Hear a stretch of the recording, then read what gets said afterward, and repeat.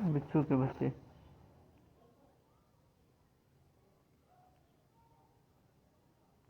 بچھو کے بچے پیدا کرنے کے بعد ان کو اپنی کمر پر بٹھا دیتا ہے اور یہ بچے اپنی ہی ماں کی کمر کا گوشت نوچ نوچ کر کھاتے رہتے ہیں۔ ماں طاقت رکھنے کے باوجود کچھ نہیں کہتی، شکوہ نہیں کرتی، چپ چاپ سہتی رہتی ہے اور یہ بچے اس کا گوشت کھاتے رہتے ہیں۔ ماں چلنے کے قابل نہیں رہتی، لیکن بچے خود چلنے کے قابل ہو جاتے ہیں۔ تب تک ان کی ماں بھی مر جاتی ہے اور یہ بچے اپنی زندگی میں مگن ہو جاتے ہیں۔ آج ہم میں سے بہت سے لوگ بالکل بچھو کی طرح بن چکے ہیں۔ والدین بچہ پیدا ہونے سے بچے کی تعلیم، شادی اور چھت دینے کے لیے اپنی اپنی بساط کے مطابق دن رات دھوپ بارش کی پرواہ کیے بغیر اپنے بچوں کے لیے محنت کرتے ہیں، لیکن افسوس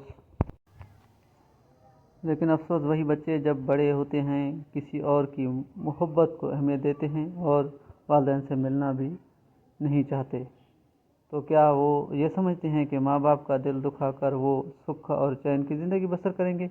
تو ہرگز نہیں۔ والدین تو معاف کر دیں، جو اوپر ہے میرا رب وہ ناانصافی نہیں کرتا۔ جس نے والدین کا درجہ دیا، ماں کے پیروں تلے جنت رکھی، کیا وہ معاف کر دے گا؟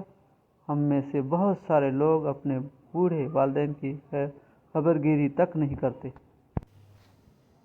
اپنے ہی مقصد کی تکمیل کے لیے کوشاں رہتے ہیں، بالکل بچھو کی طرح۔ اللہ پاک قرآن پاک میں فرماتا ہے کہ اپنے والدین کے سامنے اونچا نہ بولو اور ان کو اف تک نہ کہو۔ پھر فرماتے ہیں کہ باپ کی رضا میں اللہ کی رضا ہے۔ پھر فرماتے ہیں کہ والدین کا ہر حکم مانو۔ پھر فرماتے ہیں کہ والدین کے چہرے کی طرف دیکھ کر مسکرا دینا مقبول حج کا ثواب ہے۔